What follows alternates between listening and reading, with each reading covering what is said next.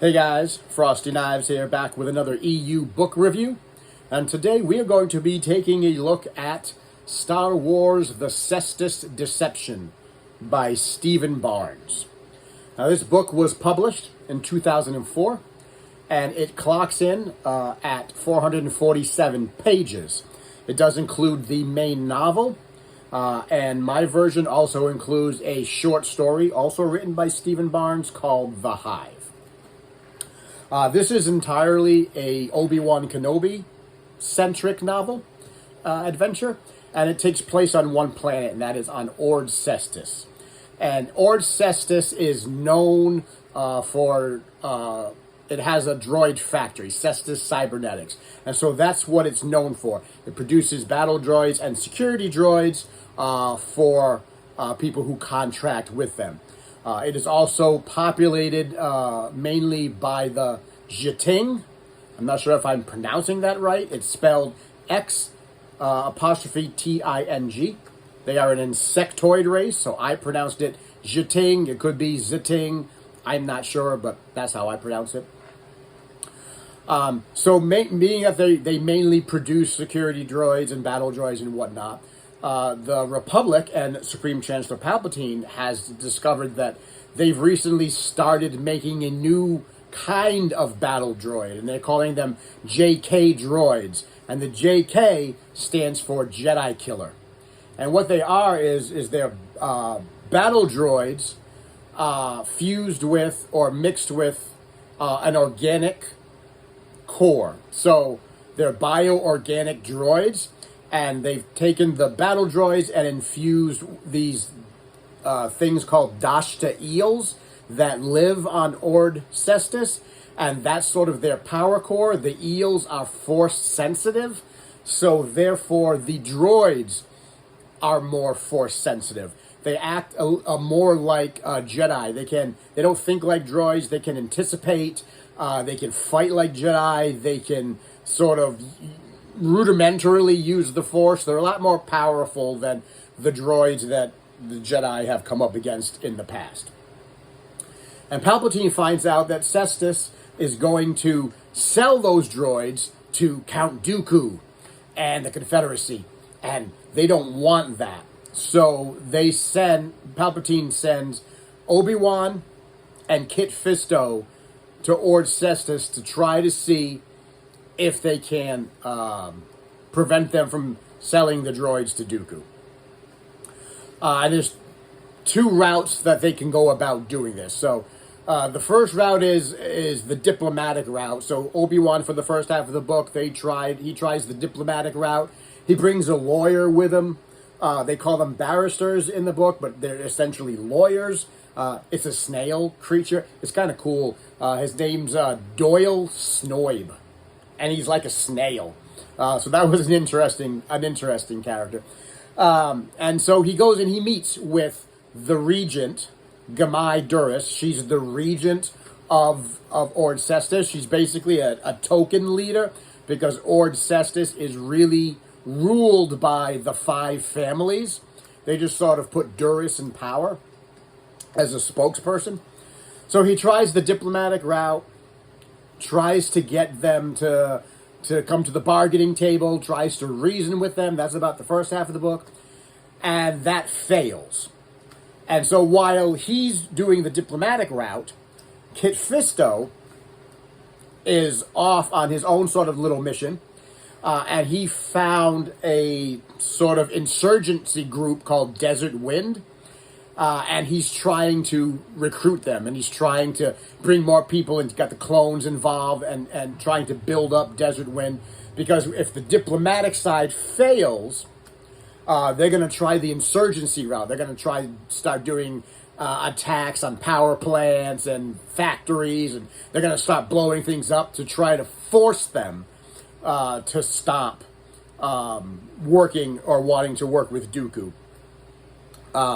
So that's the second half of the book. And of course, if all of that fails, then the Republic's ultimate answer, if diplomacy doesn't work, the insurgency doesn't work, and Kit Fisto and Obi-Wan can't bring them back into the fold, then the Republic has decided it's going to orbitally bombard the planet because either by diplomacy means or insurgency means, or if they have to reduce the factories to rubble, they're going to make sure that those droids don't get into the hands of Dooku. So that's essentially the story. The diplomacy does fail. The insurgency sort of fails, but they wind up figuring out a way to make it work so that the Republic doesn't have to bombard them. And they wind up coming to the table at the very end of the book, and Cestus has decided that they're not going to work with Dooku, and they're not going to produce JK droids anymore, so everything's all well in the world. So where does the deception come from? What is the Cestus Deception? Well, the Cestus Deception is Obi Wan's plan, and his great plan to try to get these people to not work with the Confederacy was he essentially stages a sort of fake kidnapping. So Kit Fisto, now bear with me, in the guise of Desert Wind, winds up kidnapping, halfway through the book, the members of the leaders of the 5 families. Kidnaps the train that they're on. They're en route from one place or another, and he kidnaps them. And Obi-Wan sweeps in and saves them. And he tries to blame the kidnapping on Dooku and the Confederacy. That's the deception. They essentially set up this fake kidnapping, and they lie to Duras and the people in power, and try to say, look at what Dooku's trying to do. He's trying to capture your 5 families, and it doesn't work because somebody winds up filming Obi-Wan doing this fake rescue attempt, and he brings that footage to Gamai Duras and says, look, this is a lie. They're faking it. This is all a lie. They're lying to you. That's the deception, and it blows up in Obi-Wan's face, and that's why the diplomacy doesn't work, and that's why they have to go the other route. So I found that whole situation sort of funny. In addition to the main story, there are a couple of other things going on in the book. One is there's some clones that Obi-Wan and Kit Fisto have brought with them. And one of the clones is named Nate. He's like the leader of the clones. And he winds up meeting a woman on Ord Cestus called Sheikah Tull. And he winds up sort of developing a relationship with her. And you find out that Sheikah Tull was the girlfriend, 20 years ago, was the girlfriend of Jango Fett.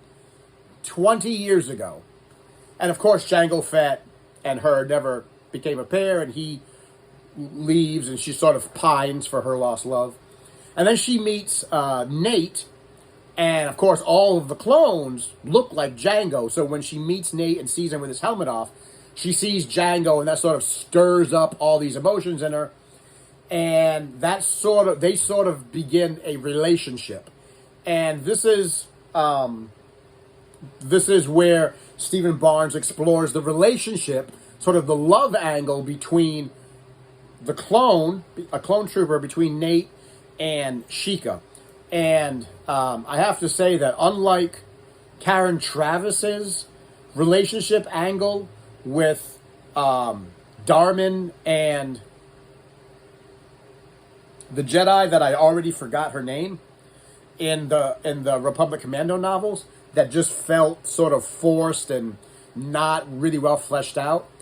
The love angle in this book I thought was really well done, and this book predates Karen Travis's book, so this book came out first. So this would have been the first time anybody explored that type of relationship between a clone and someone else, a romantic angle.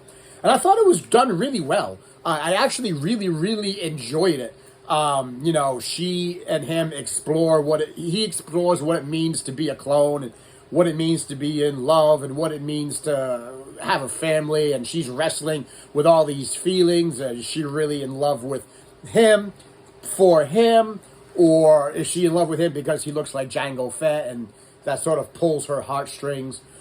She winds up giving him another name, so it's halfway through the book, instead of calling him Nate, they start calling him Jango Tat, which means Jango's brother in Mandalorian, and that's what he goes by for the rest of the book. And I thought the relationship was done really well. I really enjoyed it. It didn't feel forced. It felt really sort of organic. I could understand how each side was wrestling with the feelings that they were having. You know, Jango Tat's feelings were new to him, and he didn't know that this was a thing that could happen, and Sheikah was wrestling with her own feelings. So I thought it took up most of the book, and I thought it was done really well. You know, and spoiler alert here, it at the end of the book, Jango Tat winds up sacrificing himself. I guess, I don't know why it says spoiler alert. Whole video is a spoiler. Jango Tat winds up sacrificing himself to save their mission, to complete their mission. And that made what happened before, all the stuff that they went through before, and everything that they wrestled with, made his sacrifice feel really important. And at the end of the story, you find out that Sheikah is pregnant with Jango Tat's child. So now we have two people that are pregnant with a clone child. So we have Karen Travis's angle, which I'm sure will get fleshed out. I don't know if we're ever going to find out what happened to Sheikah child eventually. But now we have two people that will have a child from a clone. So that's sort of interesting. And I really did like I really did like this angle. I thought it was really well handled. I didn't like the Travis angle, but I did like this one.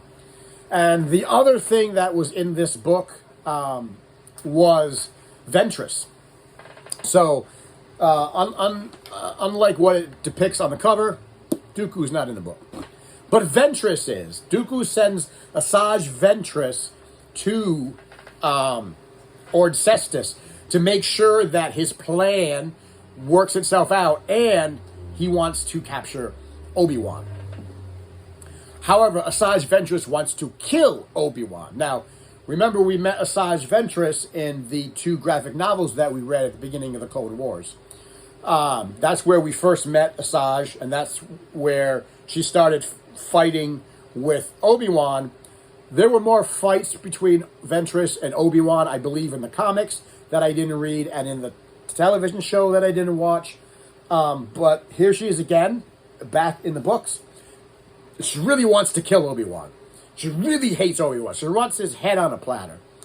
But she can't, because Dooku wants him alive. When she finally captures Obi-Wan, she says, I want to kill you, but I can't because Dooku wants you alive, so I have to bring you back unharmed. It's never really explained why she hates Obi-Wan so much. Maybe they explained it in the comics that I didn't read, or in the TV show that I didn't watch, I don't know. But they didn't really explain why she has such deep-seated hatred for him. It would have been nice to sort of maybe just explain that a little bit, or maybe a one-liner, a sentence would have been fine, but we never really find out, and that, I guess that's okay, because I really love the character of Ventress, much like Darth Maul. I love when Ventress shows up, and I'm really invested in Ventress's character. She seems to be a very complicated character with a lot of backstory, and so I like reading about her. At the end, they do have a battle. There's a battle between Kenobi and Ventress, and it's really cool. It starts on land and on the docks, and then eventually makes it to water. Then there's an underwater battle with Ventress and Kenobi with sabers and whatnot. And of course, Kenobi doesn't die, and Ventress escapes, and they all live to fight another day. So the battle was really well done, and I do like to see the character of Ventress show up. I do like her, so I was really pleased to see that she showed up. That was sort of the gist of the whole story, and I'm in the middle of reading the short story, and really the short story it feels like it was a section of the book that he had added and then edited out. So Other than diving deeper into Jiting culture and history, there's really not much in the story, the short story, The Hive, that you're missing. If you have the book, that does include the short story, you can go ahead and read it. I don't know if as I go out of my way to just find that short story on its own. So what did I think about it? Overall, I actually sort of enjoyed the book.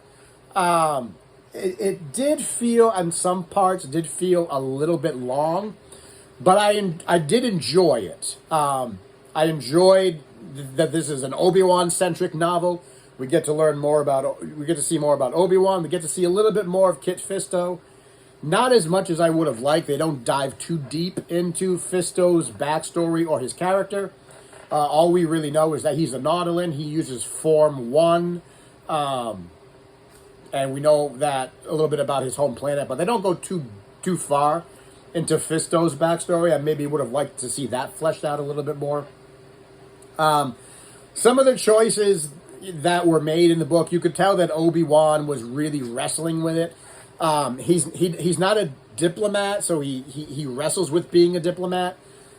He didn't like doing the whole deception part. He didn't like doing the insurgency part. He didn't want to put people in danger. He wanted to make sure that if they had to blow something up, that no innocent lives were lost. And he really begins to see how far the Republic is willing to go to prevent someone from seceding and working with Dooku. And now he's really starting to question the Republic's motives. And is the Republic as corrupt as everybody is saying that it is? And why are they doing this? Are they really willing to orbitally bombard a planet just to keep them from selling droids to Dooku? And so he begins to see that maybe the Republic isn't as squeaky clean as he wants to believe they are. So I really enjoyed that. I liked the Jiting culture and the species. They were sort of stereotypical insectoid species, but that was okay. I liked reading about their planet. I liked reading about their species. The battle with Ventress and Obi Wan was good. I really enjoyed it, and as I mentioned before, I really did enjoy the relationship angle between Jango Tat and Sheikah Tull, and I'm hoping that we get to find out what happens to her child at some point in the future. And maybe we won't. And maybe it's something that crops up in a comic somewhere that I'll probably miss. Or maybe it'll just be one of those loose threads that just never gets resolved. Overall, I gave this book a 4 on Goodreads because I really did enjoy it. I really thought it was well done. Stephen Barnes, I believe this is his one and only entry in the EU, so we're not going to read any more by this author. But overall, I thought it was an enjoyable book. And I was actually glad that I read it. So that's my review of Star Wars The Cestus Deception.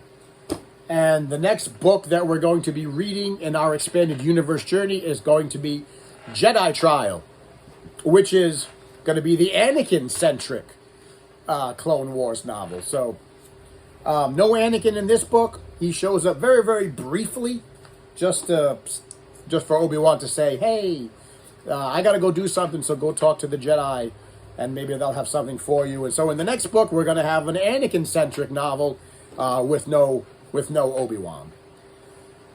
So, guys, that's my review of the Cestus Deception. Did you read it? What did you think about it? Did you enjoy it? Did you not enjoy it? And why did you like it, or why didn't you like it? Did you like the romance angle that cropped up in this book? And what are your thoughts and opinions on Steve Barnes' book? So as always, thank you for watching. Give it a thumbs up, give it a like, and a subscribe. Share it around. Tell your friends. Tell your enemies. Tell people who want to deceive you in some way. And until next time, I will see you in the next video.